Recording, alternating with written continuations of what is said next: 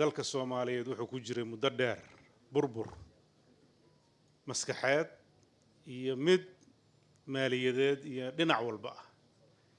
soo kabashaad socotay Puntland qaybta ay ku leedahay sidii dib dalka ugu kaban lahaa dhinac walba marka loo fiiriyo waxaa ka socday dadaal isugu jira mid dawladeed iyo mid ganacsataba haddaan dadaalku wada socon dadaalku uusan dhinac qolo walba qaybteeda ka qaadan horumarka la rabo lama gaarayo dabcan waajibaad baa dawladda saaran waajibaadna wuxuu saaran yahay dadka ganacsatada ah oo maalgelinta ku sameynaya mashaariicaha waaweyn ee sababaya dadku inay deganaansho iyo xasilooni ay dareemaan saad ogtihiin waxaan u baahannahay dad fara badan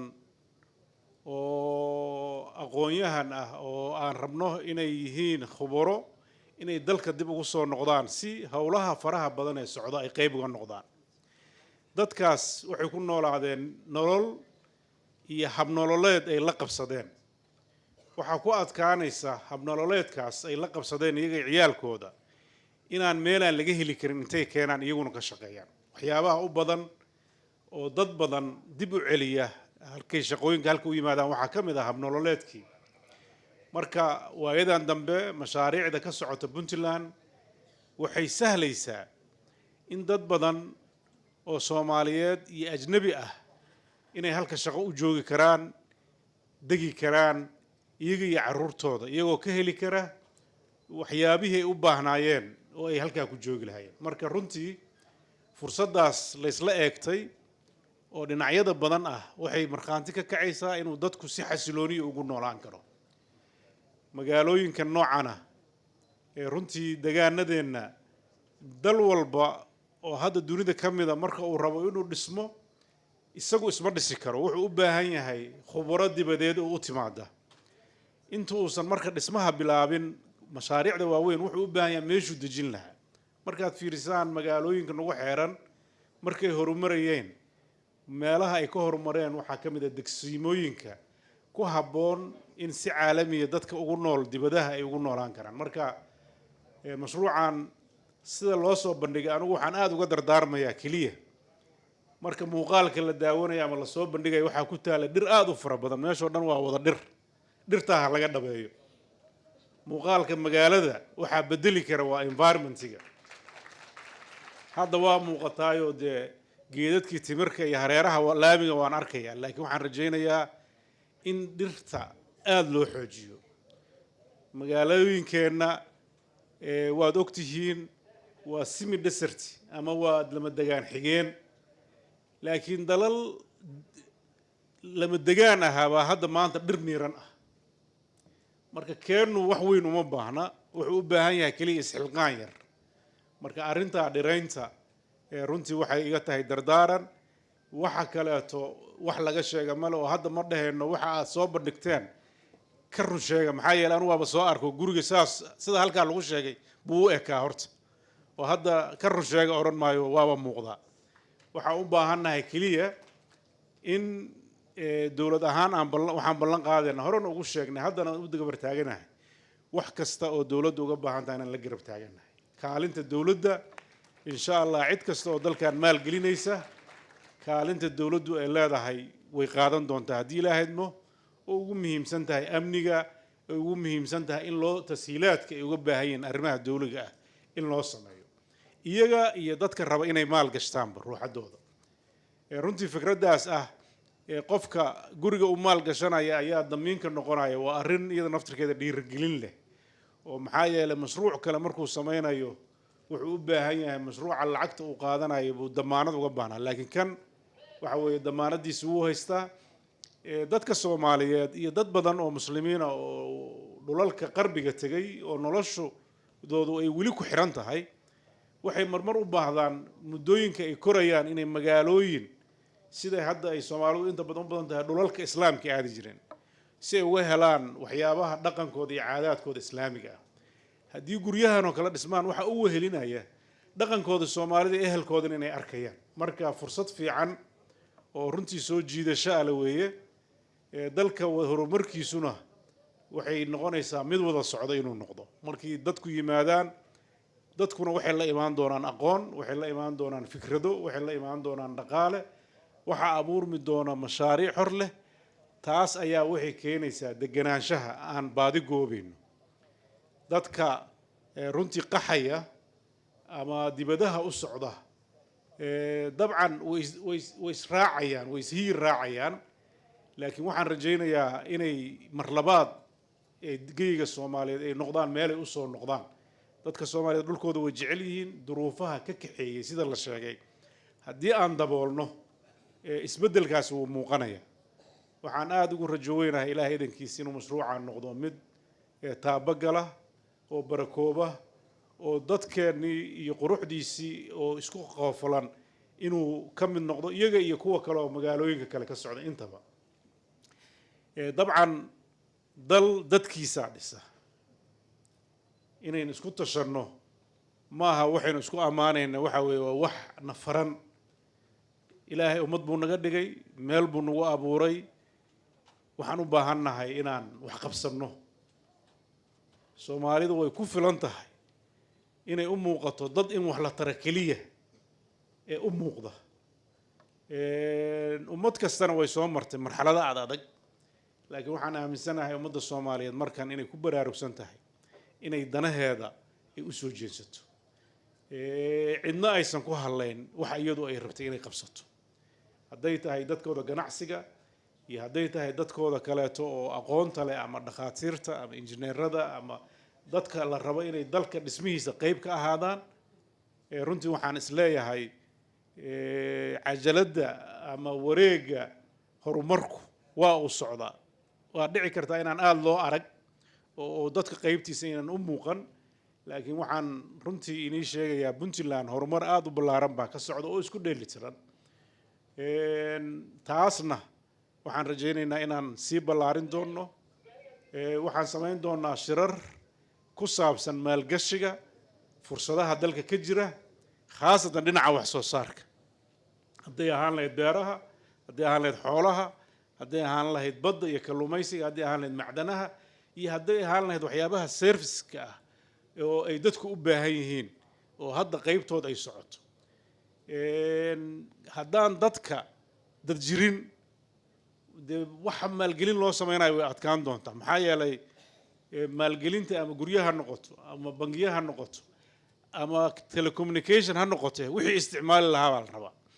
marka shirkadaha ganacsiga iyagaa laga rabaa dadka si dhulka ugu celin lahaayeen annaguna waa kala shaqaynaynaa hadda maraan la kaftamayo waxaan idhi bangiga iyo teleefonka yaa inaga isticmaalaya haddii dadku hijroodaan waa khatar marka arrintaas waxaan rabnaa in dowlad ahaan iyo shacab ahaanba dhallinyaradeenna runtii haddii runta la sheegana meelaha ay aadayaan shaqooyinka ay halka kaga xishoonayaan bay xagga ka qabanayaan waa idab darro kaleeto yaa arrintaas waxay u baahan tahay dadka barbaarinta haya ama culummada iyo macallimiinta bal inay wax ka beddelaan iyo waalidka sida carruurta loo barbaarinayo oo haddii dadku markuu halka shaqada qaybtiisa ka shaqeeyo lagu caynayo in cayda laga daayo dadka oo halka shaqooyinka ay ka qabtaan sababta intuu dadkiisa ka dhuunto inuu meel kale ka qabto isna uma wanaagsana dalkan uma wanaagsana waxaad ogtihiin dalkan waxaa la leeyahay shaqo la'aan baa looga tagaa waana loo soo shaqo doontaa waa laba arrimo aan isqaban karin dad fara badan ayaa sektarro muhiim u ah dalkeenna dibadda shaqada looga yimaadaa waad ogaan doontaan dhowrka kun oo halka sheegay oo yidhi halkaa fursado shaqaa laga abuuraya Soomaalida ka faa'iideysan doonta ama reer Puntland ka faa'iideysan doona number yar buu noqonaya ajnabi baa qaadanaya waa dhibaato kale iyada ruuxadeeda haddii la dhaho dadka dibadda yaan la siinina haddii wax noo qabanaya ku xigtayadana marka waan qabaa in dhallinyaradeenna shaqa sharaf leh shaqada aan ku boorino dadka Soomaaliyeed waxay shaqo ka dhigteen hadalka tirada badan oo runtii na wareeriyey aan xal u raadino xalkaas waa inuu noqdaa xal shaqo oo wax soo saar arrintaas waa arrin u baahan dadka Soomaaliyeed meel kasta ay joogaan in ay ka fakeraan siday dalkooda u dhisan lahayn dabcan mujtamaca soomaaliyeed waa mujtamac runtii marka mujtamacaadka adduunka la fiiriyo waa mujtamac firfircoon hogaamin iyo isku dubridid buu u baahan yahay intaas meelihii ay tageen aad bay uga muuqdeen dhaliilahoodana waa leeyihiin laakiin in lagu sheegay naftirkeeda aaba wanaaga Soomaa hadaaban lagu ogeynba inaad jirtid bay ka sii liidataa marka waa isleeyahay dadka Soomaaliyeed firfircoonidooda waxa kaliya ka dhiman fariimaha la oranayo hor hadaa fiican tahay dhulkaaga aawo dhulkaaga ilaa qofka muraayada laga arkayo waa deegaankiisa dhulkiisa hadaa tiraad dhulkayga ma fiicna laakiin anaa fiican cidi ka aqbali mayso Soomaalidu waxay tiraahdaa ninka kaba u dhiibanaysa kabihiisa la eega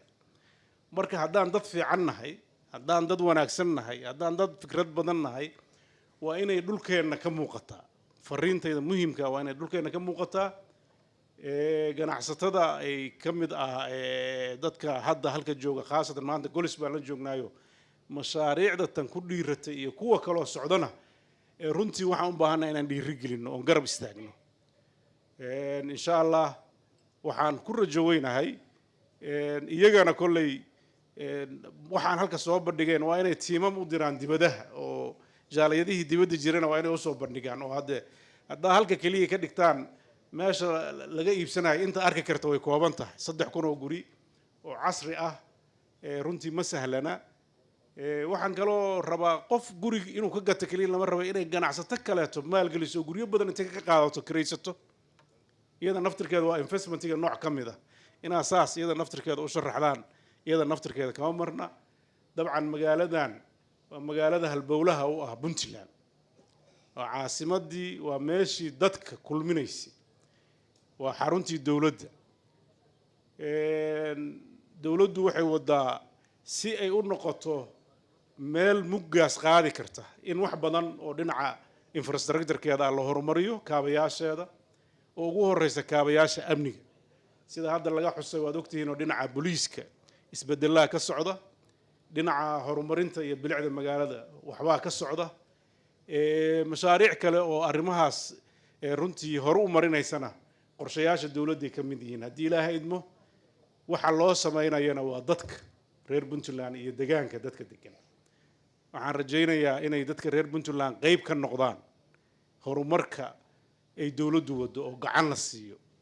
maxaa yeelay haddaynan isku wada tashan oo wada shaqayn nolosha degan oo aan rabno oo hadda intaa tusaale u tahay dhowr saacadood baa halkaa fadhinay waxna sideeyay meena arag si degan baa mashruuca hawsha u socotay ilaahay baan ugu xamdinaqaynaa amniga laakiin ogaada fadhiga halka ay fadhidaan dad baa dhaxanta iyo buuraha u saaran dad baa u dhiig baxaya dad baa maaragtay u geeriyoonaya marka haddii wanaagii xaggaa laga sameeyay la yiraahdo magaalooyinkiina fawda ka socotay ama maaragtay wiil yar baa sidoo raba ka yeelay dalkii ama nin baa maaragtay jidgooyo sameeyay isagiina waxay ku tahay qofkii hawshaas ku jiray waxay ku tahay ku taalo dadkii hawshaas loo qabanayeen waxay ku tahay caqabad marka waxaan rabnaa mashruuc kasta oo socda hadduu yahay mid amni hadduu yahay mid dhisme hadduu yahay mid kaleeto nadaafadeed si wada jira inaan uga wada qayb qaadano oo bulshadeenu ay noqoto bulsho isku tolan oo danaheeda ilaashanaysa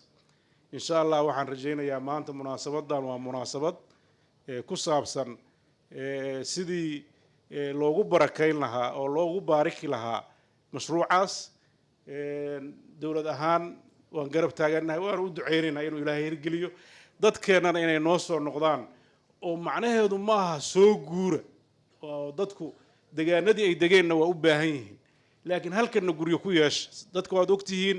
iyagoo dibadihii degan bay meelo kale guryo ku yeesheen bal ugu yaraan meesha asalka ah u degteen oo deegaankiina aad joogay meelaha kale oo aad aadaysaan halka u bedela waad ogtihiin magaalooyin badan baa la sheegay oo Masar iyo ka mid tahay meelahan baa hadda dadkii aad ugu imaanaya marka insha Allah waxaan rajaynaynaa iskuulaadka si hadhow jaamacadaha xagga u aadi karaan standard la mid ah midka halka ay ku heli jireen inay helaan kuwa dibadda jooga kaliya uma jeednee kuwa magaalooyinka joogana inay fursadda helaan oo dalku dabcan iskuulla waa jiraan waxbarashadii waa socotaa waxaan filayaa dhalinyarada waxa kan kala wado waa dhalinyarada iskuulaadka dalka ka soo baxday dalka waxa wada injineeriska hadda jooga xoogooda iyo dhakhaatiirta dalka joogta waa dadkii dalka wax ku bartay oo dalku waxbarasho ma taal la oran maayo laakiin waxaan u baahannahay in wax la sii casriyeeyo meeshii la joogo meel ka si fiican la gaaro fursaddaas idinkaa abuuri kara annaguna gacan baan inagu siinaynaa haddii ilaahay idmo kaalinteennana waa qaadanaynaa aad baad u mahadsantihiin haddee guryaha jaamac dhiga dheere adiga iga hormaro horta bal aduu qaado adaa ganacsadaa waana isku wada jibjirnaayo dee in la dhiirigeliyaa la rabaa ganacsiga marka dadka dhulka jooga guryaha ha la iibsado haddaa maanta la iibsan karin berri ha lagu soo noqdo maanta haddii la bartay waxay la tahay fursad fiican weeye meeshan magac fiicanna waa lala helo nugaal hiilis waa tahay inkastoo haddaan wax yar kaftamo xoogooda qorshaha waxay ugu talagaleen mashaariic prestationka ay dibadda u geyn lahayeen ajnabiga iyo dhalinyarada jirtay halka annaga noqod af soomaali badan ma arag wixii halka lagu sheegay marka iyada naftirkeeda in la af soomaaliyeeyo oo dadka loo sharaxo meesha kama marnayn marka taasna waan bogaadinayaa aad baad u mahadsantihiin wasalaamu calaykum waraxmatullaahi